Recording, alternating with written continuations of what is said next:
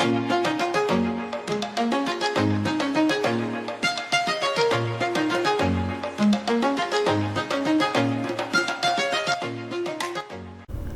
everyone, today I will talk about chapter 14, Managing Communications. A key to success in management in your career is knowing the differences in how males and females communicate. Let me talk briefly about the learning objectives. Define the nature and functions of communications. Compare and contrast methods of interpersonal communications. Identify barriers to effective interpersonal communications and how to overcome them. Explain how communications can flow most effectively in organizations. Describe how technology affects managerial communication in organizations. Discuss contemporary issues in communications.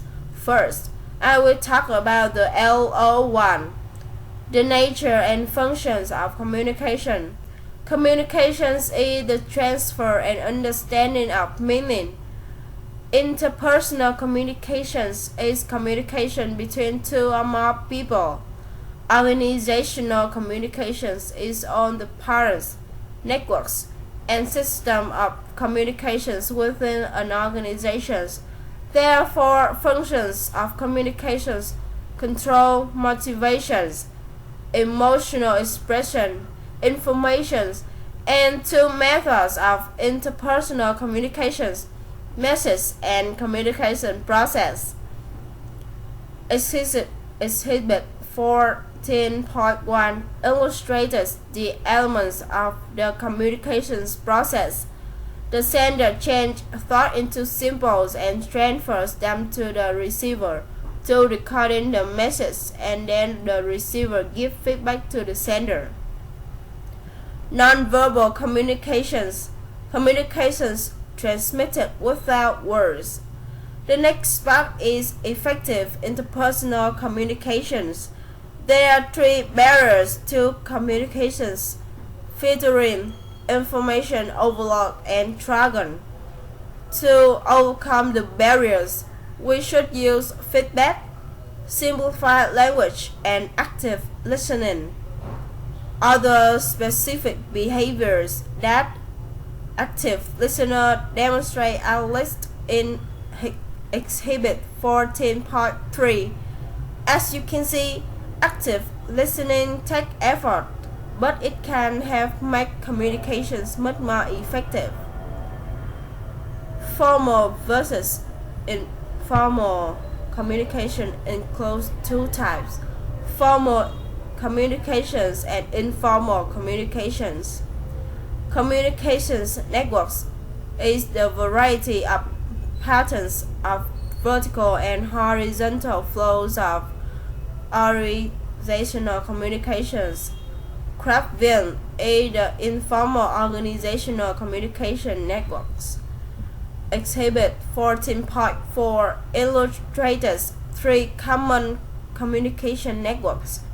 First is chain, next is well, and final is on channel.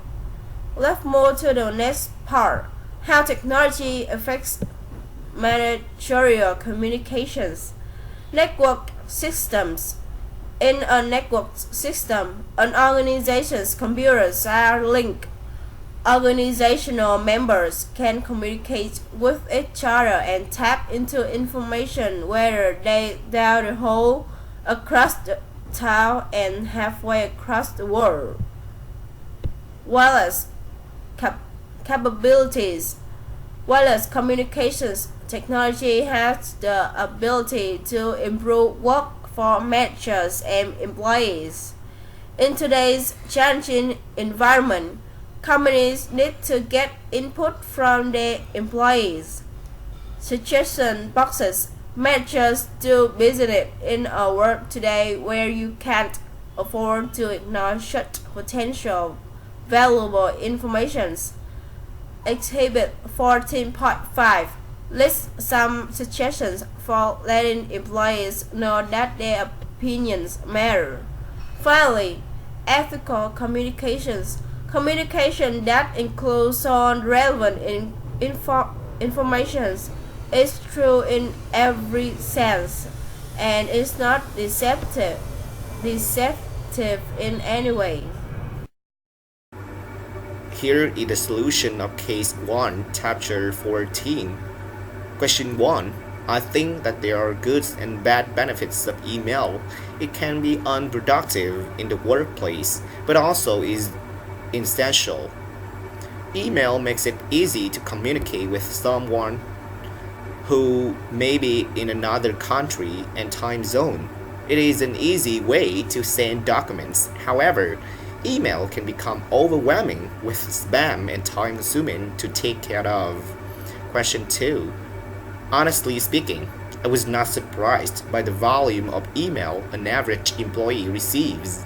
The solution suddenly came to my mind to solve this increased email solution problem is that employees should just take fixed time in a day to check their email, such as in the beginning of the day or at the end of the day. And it is very useless when others try to check their mail a lot of times in a day, like every minute. And in my case, when my demand is to want to get in touch with many people and some companies to apply my CV or to find a job, my email has increased a lot. And of course, my daily habit of checking email has changed. And I usually check my emails in the beginning of the day to update the news and to figure out my school as well as my company schedule. Question 3. I think the social media tool being used as an email replacement is necessary. People in work today commonly use social media, so using it at work to communicate with other employees is an easy tool that many would prefer to use over emails. The replacement could be better by adopting a tool that is familiar by all employees, not just the younger generation. On the other hand, allowing workers to use social media for communication could result in a huge distraction. Employees could be tempted to spend time on Facebook or Twitter instead of working. Question 4. I see that managers should enable some sort of replacement communication system. Whether this system involves aspect of social media or the complete ban of email usage, the change in workplace communication is needed. Emailing used to be extremely effective, but technology has advanced by introducing a large number of new methods to communicate. Hello everyone, my name is Kiet and today I will continue our presentation with Chapter 15, Understanding and Managing Individual Behavior. Now we come to the learning object number 1, Focus and Goals of Organizational Behavior. Organizational behavior OB also although it is concerned with the subject of behavior, that is, the action of people. Organizational behavior is the study of the actions of people at work. And now we have to focus on organizational behavior. Organizational behavior focuses on three major areas. First, OB looks at individual behavior based predominantly on contributions from psychologists. This area includes such topics as attitudes, personalities, perceptions, learning, and motivation. Second, OB is concerned with group behavior, which includes norms, roles, team building, leadership, and conflict. Our knowledge about groups comes basically from the work of sociologists and social psychologists.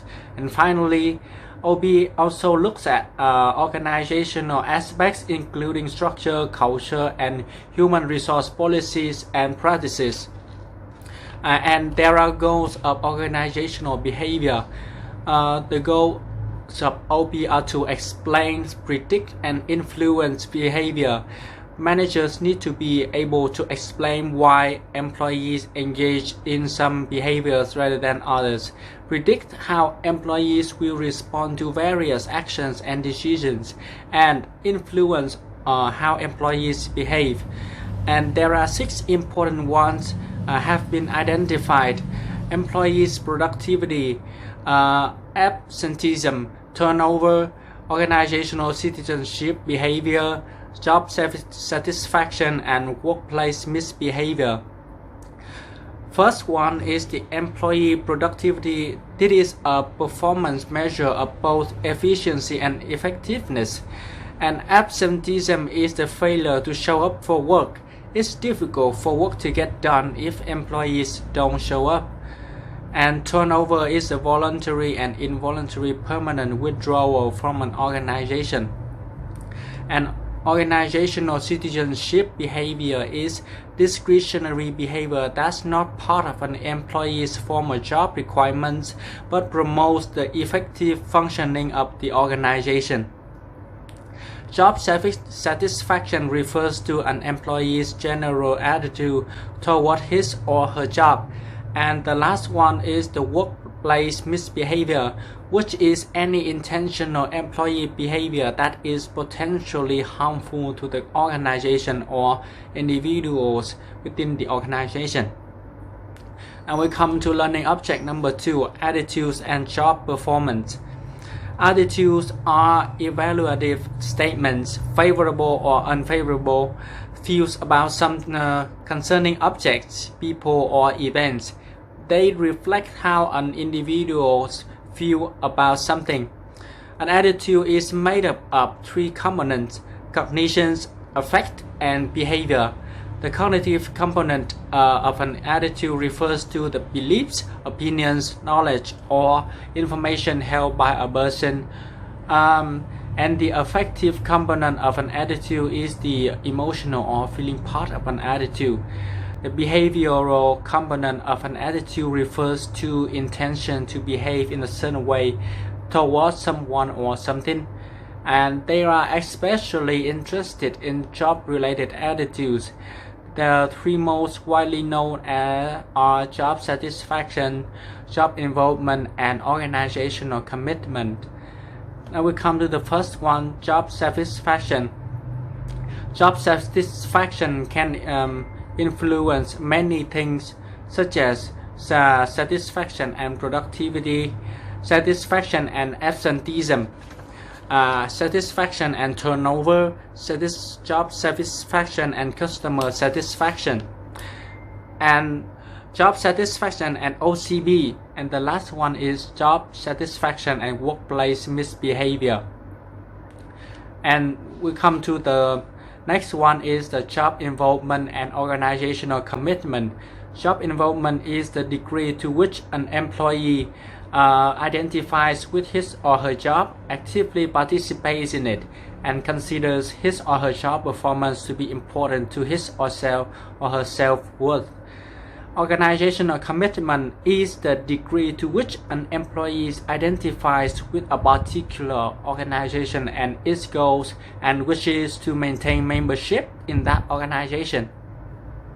The perceived organizational support, which is the employee's general belief that their organization values their contribution and cares about their well-being. That shows the commitment of the organization to the employee can be beneficial. And the last one is the employee engagement.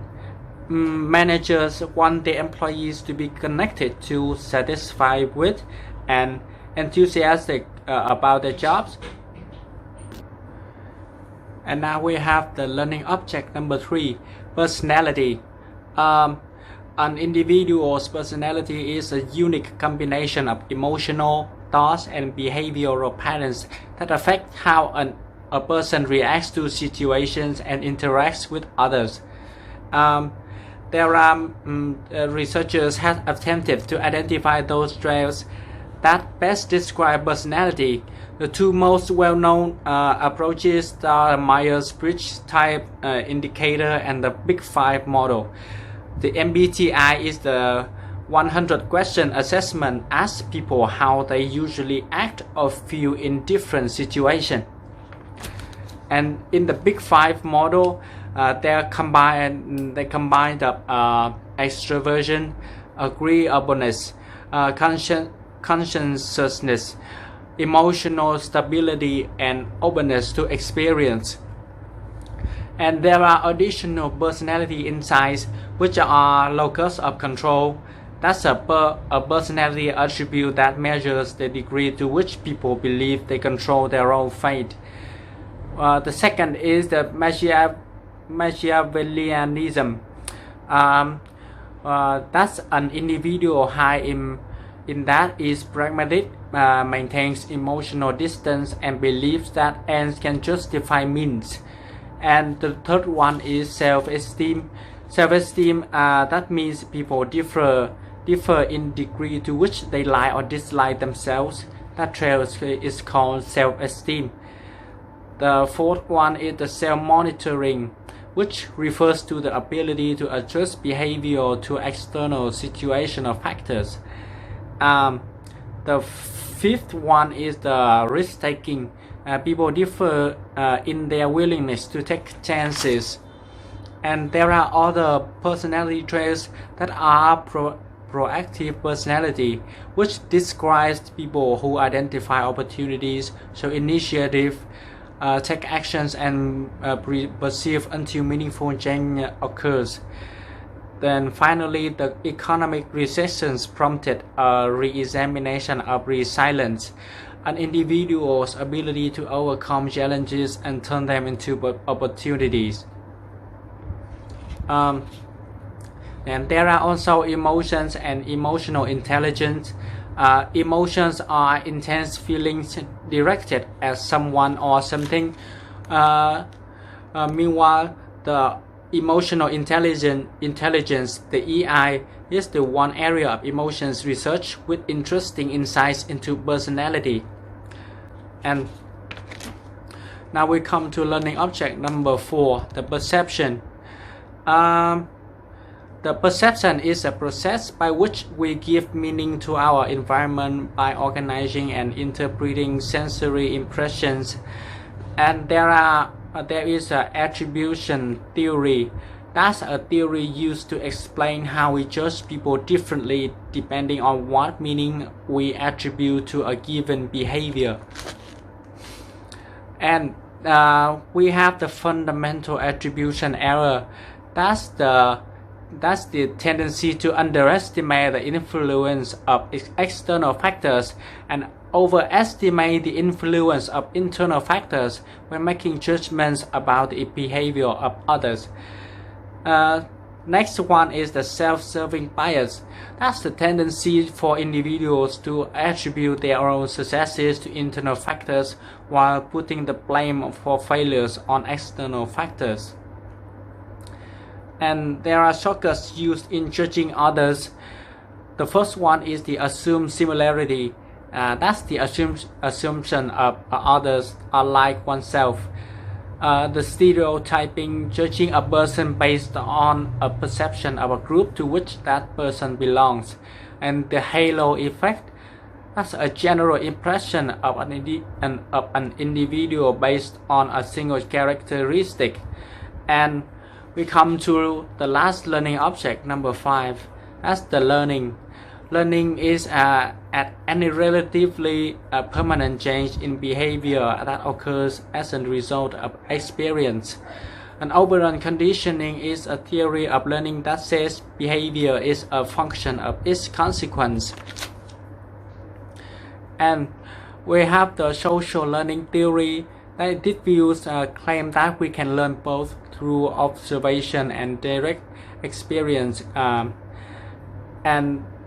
there is a shaping behavior by guiding their learning in graduated steps through a method called shaping behavior. And that's just the end of my section. The other one of my group will continue with case application of chapter 15. Thank you for listening. Hi guys, my name is Tam and I will present about a case study of chapter 5. The first case study is great place to work. The first question is, what's your impression of this employee-friendly culture? Would this work in other organization and why or not? What will it take to make it work? So personally, I really like this friendly environment at this company, and I believe that how the employers are treating the employees as extreme good fitted. I'm pretty sure that many other employees that wish they could get and receive this type of treatment that the employees of SAS Institute receive from their companies, and I believe that it could work in other organizations, but it would solely depend on how much profit the company is able to bring in. All the costs and fees that would to go to work, the employees have to be taken care for somehow. But what it could take to get something such as it started its money and some type of startup plan to get these things up and running steadily and orderly. The second question is, how might an understanding our organization behavior behave? CEO Jim Goodnight lead his company. And how about the first slide, company supervisions?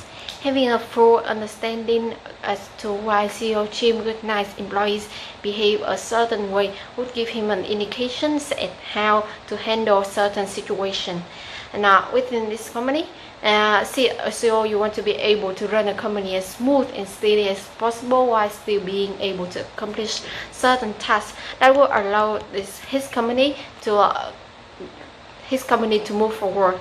Having good relationships with his employees could help him understand how to handle certain situations. For the first slide, company supervisor, I believe that the rules are all started both would be applied to them as well. It's extremely important to have those certain interactions as well as a complete understanding and as how to handle things accordingly in your company. The third question is, what do you think has contributed to SAS low turnover? Why is low turnover good for a company? So the benefits that are being provided to the SAS Institute employees is what has contributed to the low turnover rates. Employees need a meet and they are essentially put on a producer as long as this job is done correctly and they bring success to the company. Therefore, they are treated by the employees' place and on important roles. Low turners are good for the company because it cut back the costs that would normally be spent on trying to replace or hire another employees, while hiring as well as firing someone is fairly expensive, and especially as much a higher turnover rate. Last question is, look back the statement made by a sales employee on the best company survey. What does tell you the importance of understanding individual behavior? So I think looking back at the statement will tell you a lot. It provides best to take an interest at what the employees may want to or even need to make their job convenient. So everybody behavior patient is different. So having a full understanding about how to handle and go about certain situations could definitely make a difference. For example, with SAS Institute, the CEO took a high interest in to trying to understand how his employee operate and how he wants to be treated. By taking time to fully understand his employee, he was able to implement plans, and someday took off and turned to something much greater. For the second case application, the second case application is employer first. We will talk about what's your impression of an employer first in culture and would it work in other organizations? Well, in my opinion, most people will see the benefits of the HCL employees first culture, as a culture that empowers and encourages employees. across the organization to come up with innovative solutions to operational and customers' business challenge. So it depends on each type of organization that this culture can fit in. And SAI and its employees also for example, a company that has a strategy focused on customer will not be suitable with this culture. But I think some employees do not find advantages of these cultures and feel not really pleasant about these cultures. Have an understanding of organization behavior has CEO Nair lead his company. How about first like company supervisions? Organizational behavior is to study how individual and group behave within an organization and applying such knowledge in improving the effectiveness of an organization. The CEO has an idea about motivating his workforce, and he realized not all employees may share his personalities, attitude toward the work. So the trust pay implemented by HCL may motivate some employees who actually like this culture and benefit from this variable pay. Improving productivity and a higher performance, first line manager fight different types of battle as deal with different types of employees than top managers. What aspect of personality do you see in this story about HCL? How have personality traits to HCL employees contribute to make HCL? What is it? Enterprising is referred to verbal activities that offer opportunities to influence others and attain powers. So the HCL employees are sensitive to change and creative to generate new ideas and also risk taking. That's the end of my presentation. Thank you for listening.